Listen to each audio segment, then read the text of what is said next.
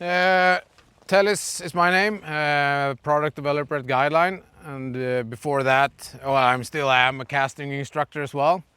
Been fly fishing for about 30 years now, and I came into salmon about close to 25 years ago.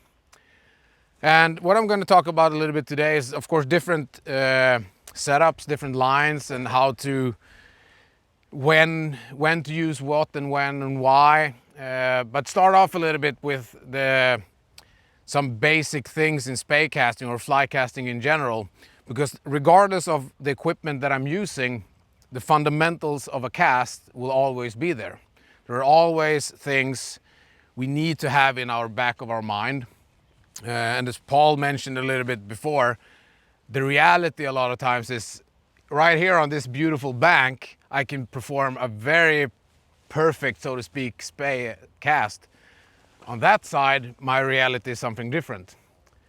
But to be able to solve the situation there and get the fly out with the help of my fly line, if I know what to think about, I might be able to actually get something out of it.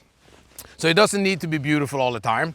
It doesn't need to be perfect, because just the reality of it, even though we are striving for perfection in our cast now and then, or in the back of our head, the reality is that there's always something that's not 100% correct. And that's fine. And that's the reality. It doesn't need to be perfect.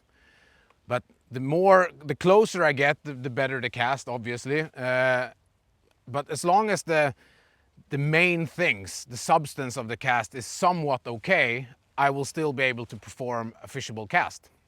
So I'm going to start off with a little bit of that, because that will follow into how to then handle heavier and heavier density lines. Not heavier just in grains, but it's in heavier densities. Because a lot of people, including myself in the beginning when I was starting fishing with sinking lines, I was rather afraid of them, because it's like, this is going to be tricky, this is going to be difficult. And yes, the room for mistakes are a little bit smaller, but performing the cast itself is equally difficult or equally easy as with a full floating line, if you understand or remember what needs to be in the cast. I recognize a lot of your faces, so some of you might recognize this talk from last year a little bit. I'm going to just mention some things that's crucial for all casts. We should always try to have as little slack as possible on the line. And what is slack? Well, this is actually a form of slack. This is a big pile of slack. Why this is bad or not good for us is because if I'm trying to now create my sweep backwards, you can see that it's almost in the end of my movement that I'm actually starting to move the line. The first movement, or all of this movement now, is just trying to stretch it out. Now I'm actually moving it when the back sweep is done. So we're more or less just wasting a lot of rod and arm movement without actually moving the object. So having minimum slack, you can see I did the same movement and now I actually moved the line backwards. And that goes, of course, same for the forward cast. You know the feeling of having an empty rod, you don't feel the load. Regardless of reason, it's most likely due to some sort of slack in the system. Single hand overhead casting, double hand spey, it doesn't matter. The feeling of an empty rod is that I do not have tension on my line. So line tension is something that I always want to have. So if I stand and doing this, if I can feel the line, I can more easily actually move it. Or I'm giving myself at least the possibility of having a better chance of moving it, if I feel it. So that's the feeling, and casting is a lot of feel. We feel the line, we feel this, feel that, but it's also extremely visual, obviously, because right now you're standing watching me cast, and the line is going to tell us a lot of things. So it's also visual. If I see, okay, I'm going to start my cast now. Well, I see I have a lot of slack in my system. So the first thing I need to do right now is to get rid of it. If I have a heavy current, the current will do that for me. Right now, I will need to do a roll cast straight downstream. Now the line is actually relatively straight when I start to move it, and now it will follow what I'm doing. So that's one thing in all casting. And then we also have to become consistent, I need to give myself the chance to become that. And the best way is to always try to replicate what I just did. Being consistent, like for example, I always try to start very low, because if I do something bad in my back cast, I know for a fact, okay, I started the same way. Now I can analyze where did something go wrong.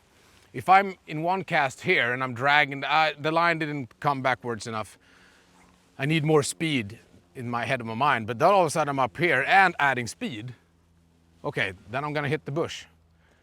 But if I would have started in the same way, I would have known, okay, it's one thing I need to add. Ooh. So the one thing in all casting, try to start low with the rod tip with as little slack as possible. So I'm start to lift that line out, it's rather easy to move it. And looking at the Spey cast, it contains of what we could call 3 key points. We have a D-loop, some sort of collection of line behind the rod, hopefully nice and smooth without any slack and unevenness. We have an anchor. Main purpose of the anchor is to prevent the line to keep moving backwards. What does an anchor do when we throw it out of the boat? It stops the boat. The anchor stops the line. And the third thing, I don't want to be casting downstream all the time. I want to actually cross the current and create a swing. That means that we need to align the anchor and the D-loop towards my target. So it's a mirror image. Same with the single hand cast. If I'm accuracy casting on a trout just 20 feet away from me, which is relatively much downwards, that means that my back cast will come from a mirrored image, which is diagonally up. If I'm casting straight forward, it's a horizontal line. If I'm aiming up, it's down. If I'm gonna cast the line towards your direction, I don't want it to be over here, because if I do that, the line will first hit me. So if the D-loop is here, when I try to, that was not aligned towards what I wanted to go. So those 3 things, if we have that in the back of our heads, some sort of nice line with tension in it, I have an anchor and the timing of that needs to be there. I can be too quick or too slow. And this needs to be relatively in the path that I want to cast in. If I have that in the back of my head, I can solve most situations. So right now, when I'm having this beautiful free space behind me, I can take a lot of time because there's a lot of space. I can even do an overhead cast here. Well, maybe without hitting you guys, but on that side, there is even spots where I can't even do the cast over my right shoulder because there's trees in the way. So that would mean it's mirrored. I will do the left cast perhaps in some of those bushes. If I have the substance, fundamental thinking, what needs to be in the cast, okay, I want to cast there, the line is there, there's an object here. What can I do? Well, I need to get the line. So, okay, let's see if I can, not further than this because the obstacle is here. Line is still not aligned. What if I do something like this? The anchor is not aligned, so this will not fly. But okay, let's move it, and there's the timing. D-loop anchor alignment. Having tension in the line, timing it. So if we know about that substance, we feel the line, we see the line, then I hopefully can move it. If something gets unclear, feel free to interrupt. But this is regardless of styles, as you know, and have seen probably both on rivers and YouTube videos, and maybe yourself have experimented a lot. There is not one way to make a fly cast. We all have our personalities, our anatomies, our tempos, what suits me, what suits you. But these things needs to be there, regardless if I'm top hand dominated caster, which is a pusher, or if I'm a push puller that does both, or if I'm a very Scandinavian that more or less just use the lower hand. The fundamentals are still there to be able to move the line towards my target. When we're fishing light, so to speak, tackle, right now in more or less all over Northern Europe, where mainly everything needs to be floating, otherwise I will just get snagged in each and every rock. But even in low water fishing, small river systems, a lot of people automatically just removes the sinking line or sinking tips out of the equation. But still, there are several scenarios when that's actually a very good thing to use.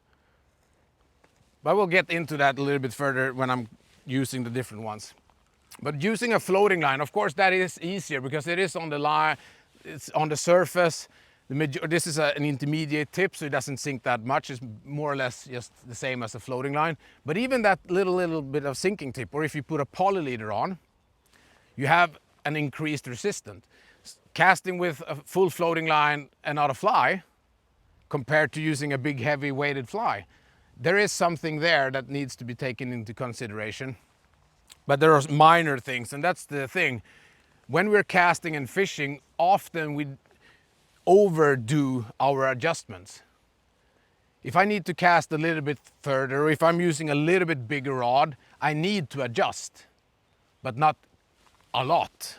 A lot of times we overdo it, especially if, I remember when I came from single hand fishing and I started with a double hand rod, my mind automatically went to, I need to do a lot of work. Well, I have a very long lever that's increasing, so it's not that much I need to do. But either way, the floating line often, when we're coming down the river, I'm just gonna put a little bit of line out. So when the swing is starting to coming to an end, I'm starting to collect my shooting line. These things will always screw with us, regardless. And then I'm starting to walk downstream, and I'm getting to the end of the line collecting.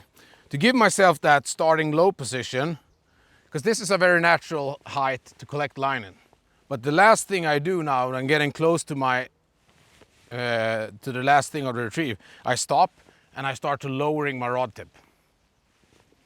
Because right now, then I don't have to do any roll up, pick up. I can just start lifting that line and straight into a cast. But if I would have had my rod up here, I need to lower it first if I want to do the cast I want to do. That means that I'm creating slack as soon as I'm dipping the rod. And the things that I'm saying now by starting low, that's not the only way to cast. But that gives us, the more area I can move my rod tip with, the more I can use my body, etc., the easier it gets, or less heavy. The shorter stretch I'm trying to move the line with, the higher the risk or the more complicated it gets. So if I would start my cast here, this works. But now I need to start accelerating a dead line on a very short movement, which in this case, now the tip is actually sinking as well. This is not gonna work. I'm not gonna get it out.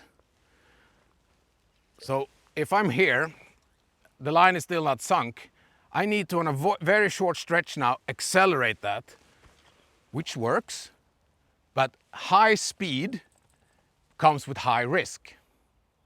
So if you think about the D loop, the sweep backwards, I think I did this analogy last year. If I didn't, this is a new one. Forward cast is flooring your foot on the highway when you're going out with the car. It's just a straight path. Not that much can go wrong. But the D-loop, the sweep and direction change, that's driving a car on a gravel road like this. And you're gonna take a steep curve. How fast do you wanna go? I personally rather prefer to go rather slow because I'm not a Formula One driver. I will just go straight if I try to make that curve in a high speed. It's a little bit the same here. So if I don't lift that line properly out of the water, I will need to add a lot of speed, and there's a big risk that I go off the road. So that's the negative thing about using short movements, is that I need to accelerate quite rather drastically, and that's a high risk that comes with it. It's nothing wrong with it, but it's a high risk. If I start low and I'm lifting, I can take that gravel road pretty smoothly. So I'm using height instead of speed or velocity or acceleration. There's those two things, and of course there's combination of them. But the floating line is, of course, in general, it is easier, because especially when things start to get messed up, I get stuck or there's something or it's a tangle. If everything sinks down, it is more difficult. But the floating line is still can be very tricky for us to cast if we are not using the things that I can have. So that's my best things to talk about there really, is that if I start low and I start lifting that line out, it's rather easy to keep moving it. And the more direction change I want to do, the more body I'm actually using to move that line. If I want to cast that direction, I prefer not to be pointing with my hips and feet in this direction, because this is going to be rather uncomfortable. I would prefer not to get my arms out towards my side of the body for the forward cast, because this position right here, I'm not a very strong person at this point. I have more power here, regardless if I'm a top hand pusher or puller. The further away I get, the more I have to push. So if you know for a fact that I am a little bit of a top hand pusher, try to analyze yourself. Where are you in the forward cast? I need to be a pusher here. Here I can do something in between, and here I can do whatever I want-ish. But in this position, actually, being a top hand pusher will naturally give me this rod tip movement, which means I'm pushing upwards and then forward. This is what is creating that open loop. I'm having a lot of energy going that way before it's going forward. So fishing with a floating line, there is several ways of looking at it with light tackle or floating lines, float intermediate. There is the casting with the floating line and just swing it, and there's floating line fishing. A lot of times when I'm fishing with these type of lines, as I'm coming from, originally I'm a trout angler, I use the same mentality when I'm fishing for salmon, but I'm just fishing in different spots, because salmon and trout tend to like a little bit different places, but they are quite similar in many ways as well. So how to manipulate that line in the swing, I always, in the back of my head, the most active thing that I'm thinking about when I'm fishing is, where is my fly and what is it doing? So if you have a long leader, full floating, you see the back of the belly is starting to get straight. A lot of anglers, including myself for a long time, the swing is done. But if you have a 15-foot tapered leader, the fly is still in the middle of the river. So a lot of times we get a little bit too eager to make the next cast, especially a casting nerd as myself. We just want to make another Spey cast. But I forgot about the fact, well, where's the fly? And it started to get to me like stamped into my brain, stop doing it. It was actually because I lost like 3 fish starting to retrieve way too early or too sloppy, because it was just retrieving for the next cast, not retrieving actually fishing. So I do a lot of work with, especially in low water conditions like we have now. Right now, this is a very even current. The swing itself will be pretty nice and even. It's just a little bit too slow. So there's several ways to retrieve the fly. Classic is just stripping it in. There's rolly-poly, if you want to add a little bit of speed to it. Or it's just the figure of 8. This is what I personally most of the times do. And it's difficult to know when do I need to start retrieving? When is it needed or not? It's the same. When do I need the sinking line? It's the speed of the water, the push of the water that tells me that I need to change something. It's not that wonderful.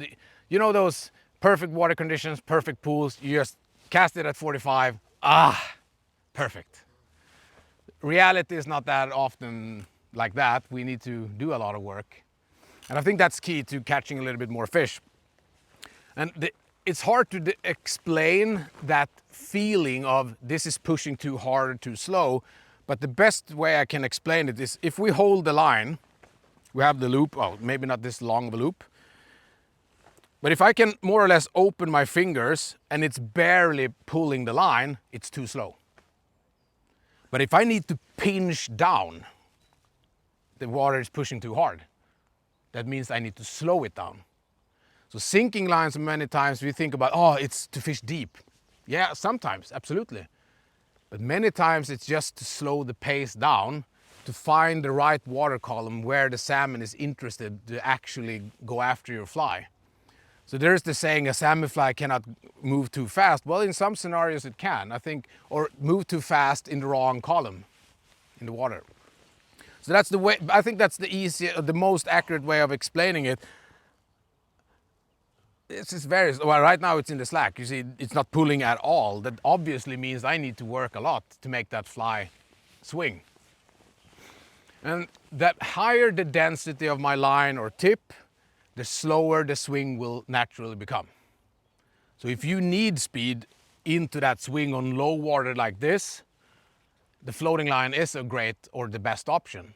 Maybe just with a weighted fly. So for example, floating line or float intermediate with a weighted fly, if I want to, let's make that a little bit more proper, accurate, because we actually do have some nice boulders down there. We can simulate a fishing situation. So if I want that fly to have a little bit speed coming into those lower boulders there, right now the fly, I'm even feeding a little bit slack because I want that fly to drop. But now I want it to speed up because there's what I think the fish is. So it's like fishing a nymph with a trout rod. Same type of thinking and tactics. That's often what I use with floating lines and those kind of things. So then moving further away from the thing that sinks very little or floating. A lot of times sinking lines, as I mentioned in the beginning, or sink tips or heavier tips, it's often thought of as big water, heavy water. In general, yes, that is the case. But there are also scenarios where getting the fly down deeper is needed, even in small waters. So what I'm having right now here is a switch rod, a double-hand rated switch, NT11, with a compact body and this sink 2-4 tip. And for those that are a little bit uncertain what that means, 2, 4, 5, 6, 7, that's the inch per second the line sinks. So instead of back in the day a slow sink, well, that's a sink 2. It's 2 inch per second. Sink 4 is a fast, super fast-ish. So knowing what those numbers mean. And the thing is, when we're fishing something that sinks, if I just make that 45-degree perfect straight, of course it starts to sink, especially the slower the water, the easier is the line for the line to sink. Obviously still water, a sink 4 sinks faster than in a heavy current, or it sinks the same, but it doesn't have the resistance of a moving water. So if you're limited to the amount of sinking lines that you have, but you know for a fact that you need to get the fly down deeper because your friend has been catching a couple of fish and you have felt nothing. And he says, oh, I'm using this and this line. I have a sink 3.5. Oh crap, I only have a sink 1.3. How am I supposed to solve this? Just the same as trout fishing or nymph fishing, or okay, if I need to get something down further, how can I do that? One thing is like, you know the saying, like, oh, the cast needs to unroll perfectly, perfect straight line so it fishes right away. Yes, a lot of times that's 100% accurate. But when I'm fishing sinking lines and I want them to come digging down deep, I don't want that perfect straight, because that will not get time enough to sink. It's straight tension line, moving water. It's gonna fight a lot of elements to get down. So I want to actually add slack. I can even intentionally make a bad, so to speak, cast with, was a little bit, that's the tailwind. I was supposed to be a little bit bad. But either way, adding slack to it, regardless if it's in the cast or if it's made afterwards. But this, for example, this is unnecessary much slack, but that sometimes is actually needed in like white rapid water. Up in the north of Sweden, when we're fishing the big Baltic rivers, even though my swing is at 40 degrees, that's my spot.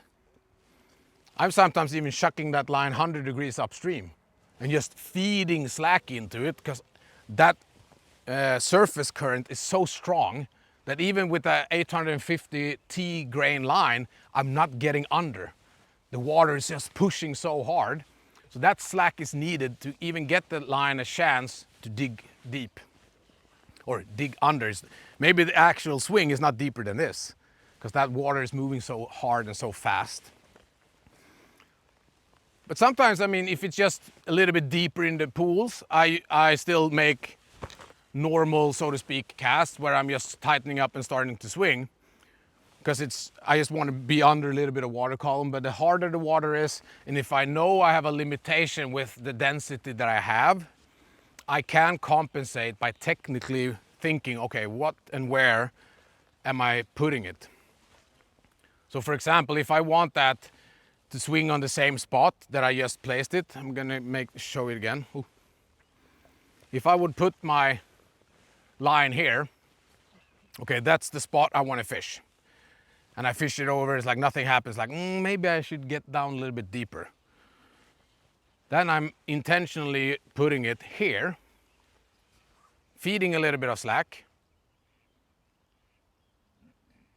What's for supper? Right now I will start adding tension to the swing.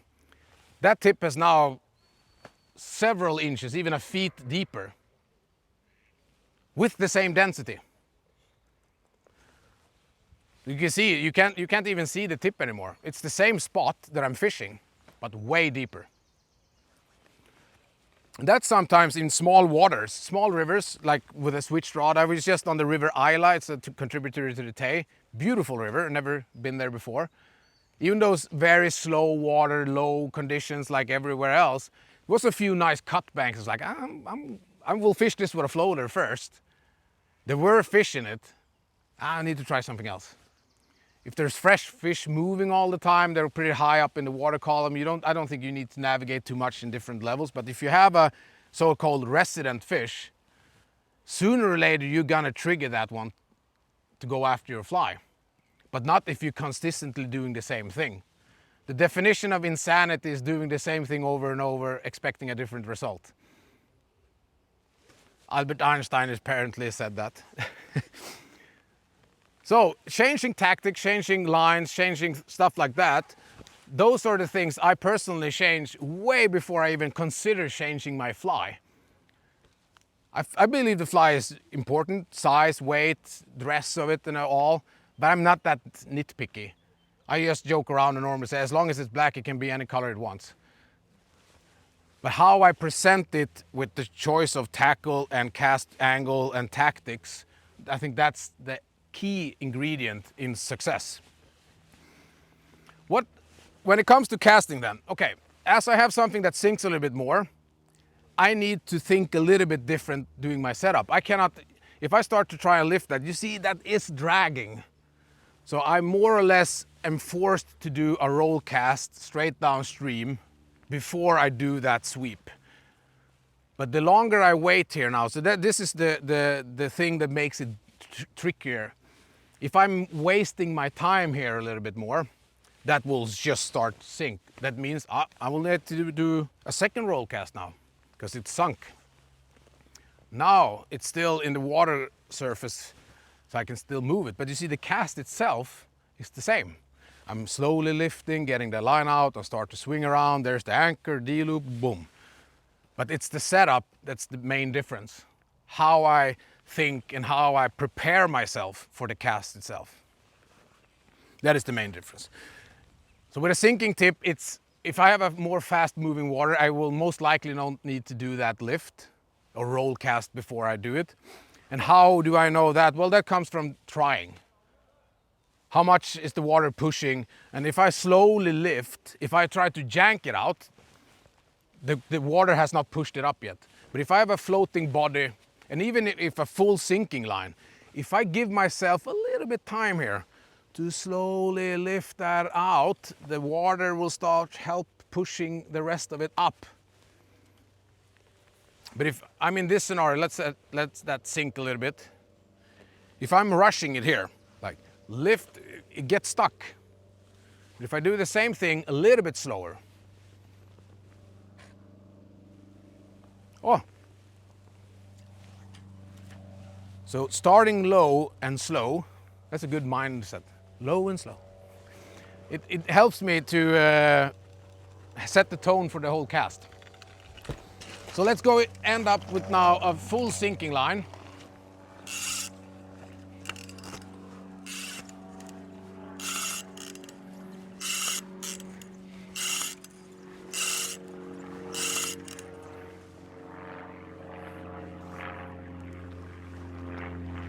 Are they water bombing the mountains? So right now you can see this line is just, it's falling down because it's a full sinking line. This is a 3D Plus compact.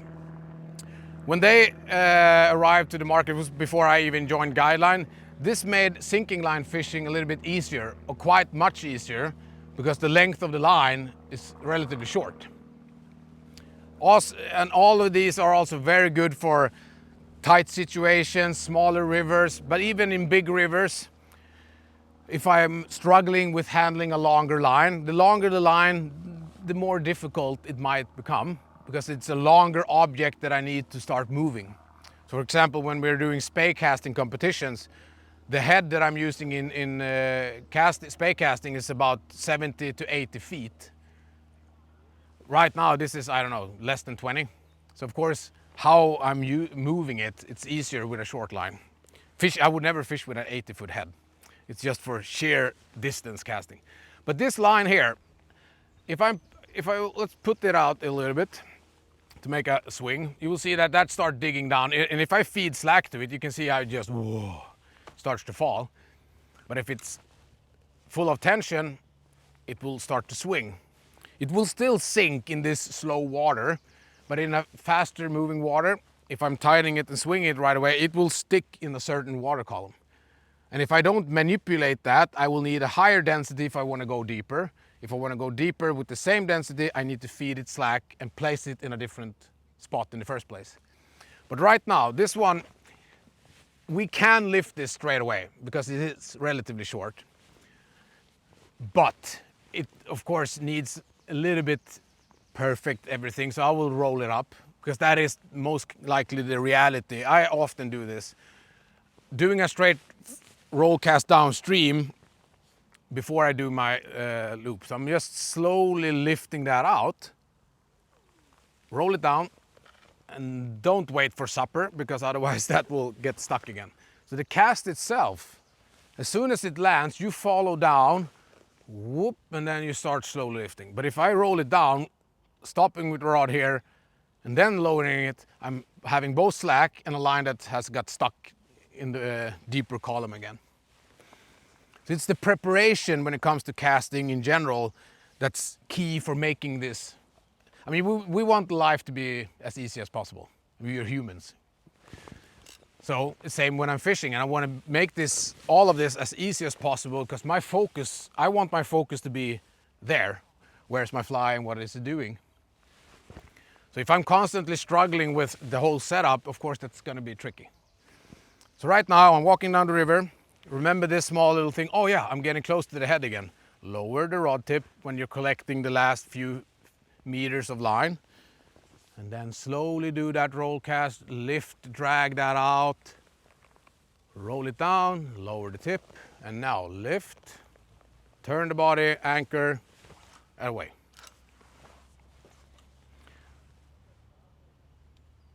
So right now, sometimes in deep, slow water, I use sink line sometimes as well, get it down and then retrieve fishing. So there's so many different approaches to fishing.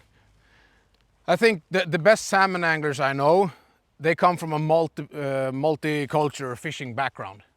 Trout angling, predator fishing, even spin fishermen know, because you know where to put that big spoon if you want to get it down at a certain spot. It's the same with a fly line. If I want that fly to fish a certain depth, a certain angle, I need to think, okay, where am I placing it in the first place? Dry fly fishing. So that is the same thing. Perfect men, perfect slack, see that, and the fly will be presented in a certain way. Same with this fly rod and a Spey cast, salmon angling. But a lot of times, I think it comes from culture, same in Sweden, we tend to call it, now it's fly fishing conditions. There's always fly fishing conditions. We just need to work a little bit more at some points. Right now, I would say this is a spinner condition if I want to be as comfortable catching a salmon as possible. But I'm a fly angler and I prefer a fly rod. That means that, okay, if I'm going to fly fish now, I can either wait for the rain to come or I adapt. And if I have my week booked a year in advance, I'd rather be adapting to that situation than sitting and waiting, looking at the weather apps. Where's the rain? Or when does it stop raining because the river is too high? Because that also is, of course, is a scenario. I think as a salmon angler, we tend to try and find the biggest excuse all the time. Ah, it was too hot, it was too warm, it's always something. And there's very few times we hit everything perfect. And it doesn't need to be perfect. Just as the cast, we can get away with quite a lot of things, as I mentioned in the beginning. We can make a splashed anchor, blah, blah. As long as majority of things is okay, we're still performing something that will work. And that goes for the fishing as well. With that said, I think I've babbled on for a while.